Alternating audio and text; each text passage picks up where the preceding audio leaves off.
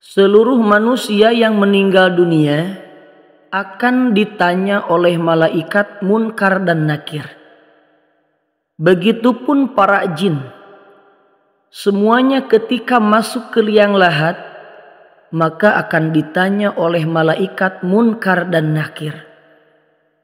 Namun ada beberapa orang yang tidak akan ditanya sama sekali oleh malaikat Munkar dan Nakir. Siapakah mereka? Simak videonya sampai selesai.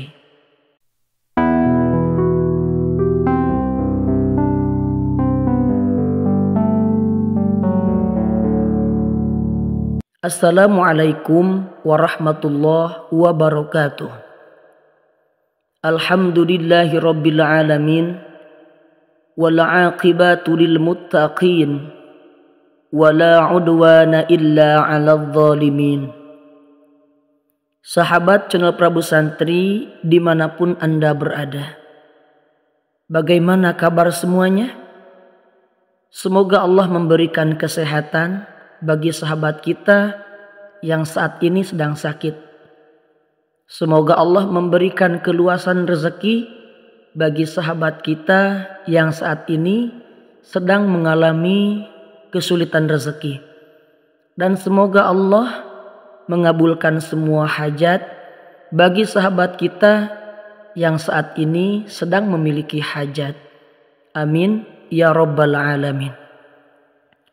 Sahabat fillah yang dirahmati oleh Allah, seperti kalimat yang berada pada pembuka video ini, semua manusia yang mukallaf, yang akil balig, ketika meninggal dunia pasti tidak akan lolos dari pertanyaan malaikat Munkar dan Nakir. Namun melalui video ini kami akan khobarkan, kami akan beritakan bahwa ternyata ada beberapa orang yang memang akan diloloskan dari pertanyaan malaikat Munkar dan Nakir.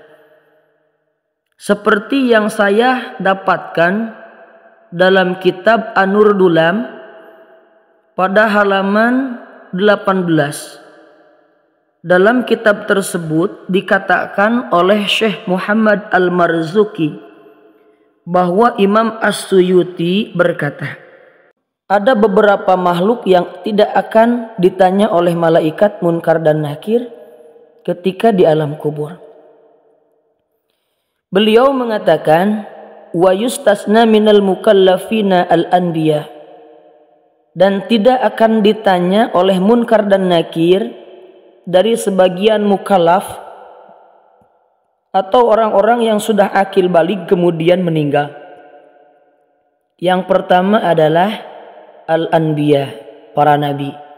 Para nabi ini tidak akan ditanya oleh malaikat Munkar dan Nakir. Kemudian wasiddiqun, orang yang jujur, orang yang benar, mereka tidak akan ditanya oleh malaikat Munkar dan Nakir. Kemudian yang ketiga wasyuhada, orang yang meninggal dalam keadaan syahid memperjuangkan agama Allah Subhanahu wa taala. Dan wa mulazimu surati tabarak, orang yang senantiasa mendawamkan, melazimkan surah tabarak atau surah al-mulk. Tabarakalladzi biyadihil mulk wa huwa ala kulli syai'in qadir. Kapan dibacanya? Kulla lailah, setiap malam. Orang yang membacakan surah tabarak atau surah al-mulk setiap malam, maka dia akan diloloskan dari pertanyaan malaikat Munkar dan Nakir. Au suratus sajdah, atau orang yang senantiasa mendawamkan membacakan surah as-sajdah di setiap malam. Orang yang mendawamkan surah as-sajdah di setiap malam, ini pun juga akan diloloskan dari pertanyaan malaikat Munkar dan Nakir.